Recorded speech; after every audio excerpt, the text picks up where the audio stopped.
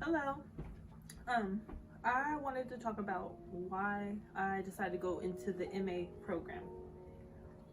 First of all, my background is interior design, and I was not fulfilled at my job.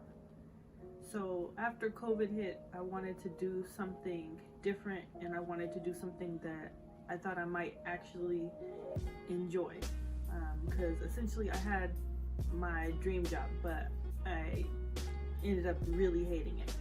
I decided to change everything and try something brand new. So I started doing some research, and it led me to the occupation of a home care aide. That led to other things, and I decided to go back to school again, which is something that I thought I would never do again. So now I'm in the MA program.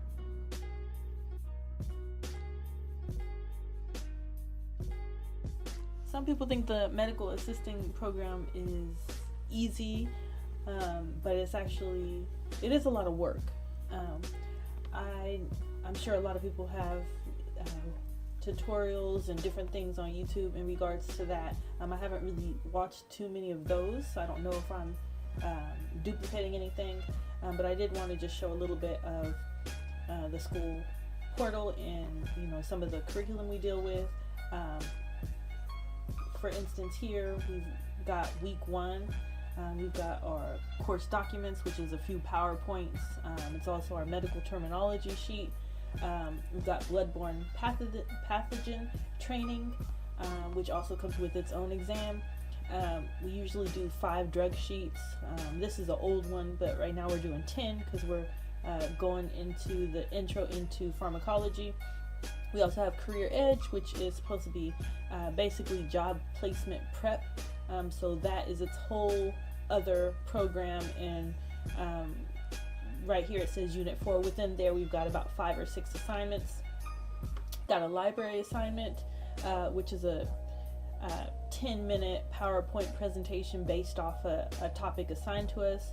We also do MOS, Medical Office Simulation Software. And within there are practice versions, and then we get tested on our knowledge. And those are all clerical type tasks. We get weekly homework assignments, which is a couple of course discussions, and also within there we've got some quizzes that will prepare us for our weekly exam. Then we've got week 1 tests for theory and medical terminology. It's usually 2 theory and 1 medical terminology. We also do HIPAA. So on weeks when we have to do the HIPAA exam, then we will have 4 exams instead of 3. So this is kind of the layout. Here is our main course book that we utilize. It's KINS, the Medical Assistant, and Applied Learning Approach. Every week we cover 2 chapters, and each chapter is about 15 to 20 pages. We've got learning objectives in here, a ton of scenarios. We always have vocabulary. My instructor likes to point out the key ones, but I try to go through and be a little bit aware of what each vocabulary term is for. We haven't gone into chapter 17, so this one is not marked up, but the ones that I have used are kind of heavily marked up. One thing, if your course is using this book, the good thing about each of the chapters is, here's chapter 18. I have marked that one up a lot.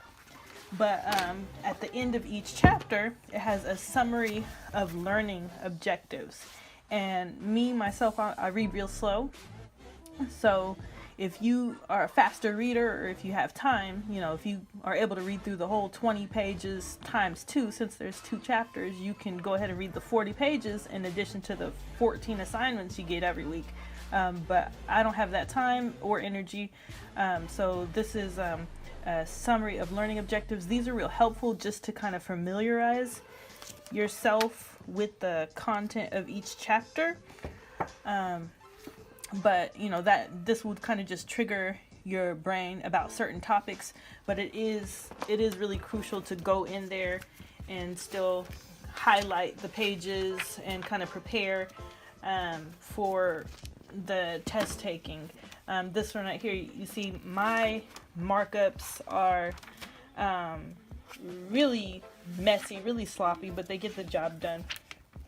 If I've read stuff, sometimes I will highlight it based off that, or not highlight, but underline, because I'm really not using a highlighter. Later I'll probably start doing that. But I just really mark up the pages. It helps me to remember that I've gone over that I've looked at that information before. And always be aware that you do have your index at the end, so if you need a fast reference during the studying for your exam, you can go reference that information. Right here it's showing perform skin prep for surgery. There are a ton of procedures that we have to be familiar with. We're all virtual right now, but when we did have our lab on campus, we would have to demonstrate those procedures.